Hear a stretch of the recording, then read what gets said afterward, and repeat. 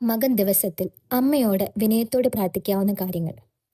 ജോലിയില്ലെങ്കിൽ, അമ്മേ, എൻ്റെ കഴിവിനും വിധിക്കുമൊത്തൊരു തൊഴിൽ എനിക്ക് അനുഗ്രഹിക്കണമേ. എൻ്റെ ജീവിതത്തിന് സ്ഥിരതയും ആത്മവിശ്വാസവും നൽകണമേ.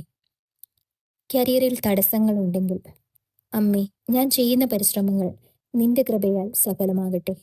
എനിക്ക് ശരിയായ വഴികൾ തുറന്നു കാണിച്ചു തരണമേ.